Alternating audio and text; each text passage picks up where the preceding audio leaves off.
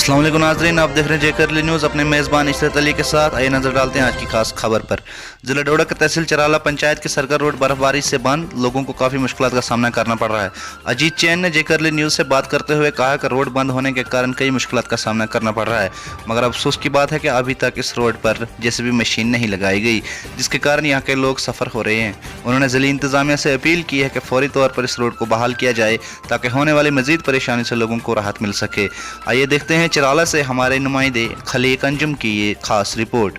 हर ये नई गिरी है और उसके पहले की भी थी, इधर मशीन तो लगाई थी मगर पूरा साफ नहीं हुई थी ये मशीन के साथ। इस पे जो कोरा लगता है, कोरा उधर ही रह जाता है, ऊपर से उठाते हैं चले जाते हैं कि गाड़ियाँ चलेंगी। गाड़ियाँ कहाँ से चलेंगी कि किसी की गाड़ी नीचे चल जाएगी, जिम्मेदार कौन है? हम एडमिनिस्ट्रेशन से यही कहते हैं कि सर देखो, आप एक बार इधर आओ, राउंड लगाओ, चक्कर लगाओ, देखो कि रोड कैसी है, इधर की हाल कैसी है और गाड़ियाँ कैसे चलती हैं, इधर के आवाम कैसे जाते होंगे। जी। अच्छा, आप तेल लेके जा रहे थे? हाँ जी, लेकिन आप रास्ते में फंसे, आपने आग भी जलाई है, सर्दी का रात के फंसे हैं, रात की 2 दिन। अरे ऊपर वाले रोड से आए थे, रात को पंचायत से वापस जाना पड़ा, नीचे वाले रोड। अच्छा, पंचे से आप वापस गए? वापस गए सेवा वाले रोड पे। ये कारण है कि जेसीबी नहीं लगी इस पे? नहीं, बारिश का मौसम खराब था तो हमारे को आना पड़ता, ऑन ड्यूटी होते हैं हम सिग्नल, बल्कि टेलीकॉम में है, जे रात को साइड अगर कोई बैठ जाए तो हमारे पे मुश्किल हो जाता है। आए थे तो इशू बन जाता है। अच्छा, अब आप आधे रास्ते यानी रह गए?